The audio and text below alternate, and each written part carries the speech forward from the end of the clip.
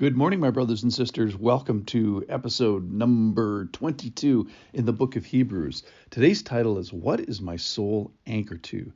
Because it's a solid and fixed foundation. And so we're going to follow what our anchor rope of our soul is and see what it's attached to. So we're going to do like this spiritual discovery process, a little bit of a hunt. So the question is, what am I going to anchor my soul to, and what it is attached to? And then the better question is, who do I find on the other end of my soul's anchor rope? So the writer is going to walk us through this journey, and we're going to find who's at the other end of the rope. So the anchor rope of my soul. And how did it get, we're going to kind of ask the question, how did it get so strongly attached? So this is from Hebrews chapter 6.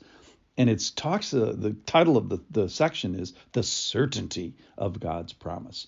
So it's going to head towards an anchor near the end, so don't get lost here. For when God made a promise to Abraham, since he had no one greater by whom to swear, he swore by himself, saying, surely I will bless you. So this is the promise that God gives to Abraham, and multiply you. And thus Abraham, having patiently waited, obtained a promise. For people swear by something greater than themselves, and in all their disputes an oath is final for confirmation. So these promises are based on something, and he's exploring the two things that the promise to Abraham is based on. So when God desired to show, verse 17, so when God desired to show more convincingly to the heirs of the promise the unchangeable character of his purpose, he guaranteed it with an oath, so that by two unchangeable things, in which it is impossible for God to lie, we who have fled for refuge might have strong encouragement to hold fast to the hope set before us. So basically he's saying there's two things that the previous promise was based on, both great things. Number one, God can't lie. Number two, his character is solid. It's unchangeable character. That's his Hesed, steady character. And then he's going to get to now. So what about now? So that's kind of all true stuff from the Old Testament. So verse 19 gets to now. We have this as a sure and steadfast anchor of the soul, a hope that enters into the inner place behind the curtain where Jesus has gone as a forerunner on our behalf, having become a high priest forever after the order of Melchizedek. All right, so this passage, it starts with a promise to Abraham, and it's a wonderful promise. It's God saying, I'll be with you. I'm good. You're my people. And then we have to ask, how good is the promise, that promise, and every other promise of God? What's it based on? And so he says, what's it backed up by? What's it sworn by, so to speak? Well, two things. His words, and he can't lie, so that's solid. Secondly, his character, and that character can't change, and it's wonderful, and it's faithful, so that's great. It also asks kind of the questions behind the scenes is, well, what kind of people are we? Well, we are people that are in the storms of life. We have to flee for refuge because, we have we're frail and we need something stronger than us. So based on the character of the words unchanging and his character being changing, he says that's the way that the Old Testament people understood their surety in God, so to speak.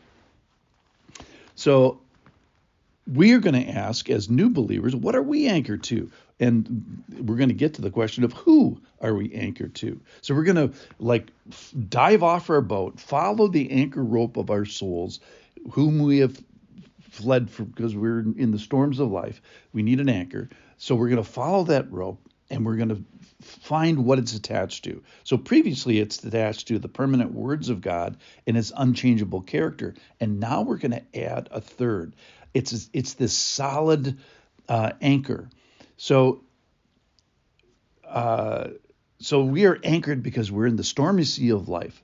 So do you wonder what your soul is anchored to? So we're going to follow our anchor rope. So if we did that, let's say we're on the rope in the stormy sea of life. Here's the picture for today. We have to grab the anchor rope. We're going to dive off our boat and kind of shimmy down the rope. It's going to go down to the ground, and then it's actually going to go into the water, and then it's going to go out of the water, which apparently was not unheard of in ancient anchoring techniques. It's going to be on the land. So the rope is on the land. We're still following it, and we're going to follow it all the way to Israel and all the way to Jerusalem. And then our anchor rope goes into the temple. And then there's this curtain, and behind the curtain is the Holy of Holies. And we see that our rope goes into the temple, past the curtain, and into the Holy of Holies. And so we go beyond the curtain, we peek behind it, and we expect the Ark of the Covenant, which has been in there for a long time, and there's some manna in there and the staff of Moses, and we find our anchor. We come to the end of our anchor rope, and what's it fixed to, and who's it fixed to? And the writer of Hebrews says, there we find Jesus holding the anchor of our souls, the anchor rope of our souls. There he is in the Holy Holies, him being solid as ever. So if we go to this place of priesting sacrifice, of atonement, of pleasing God, somebody is in there, and Jesus is in there permanently, solidly, preeminently. What's my soul attached to? Why is it so solid? It's not what, it's who. It's Jesus. It's their Jesus in the right place, doing the right thing for all time. I am anchored. I am attached. I am fixed to him solidly. I am anchored to Jesus. Where? In the right place, effectively, now and forever.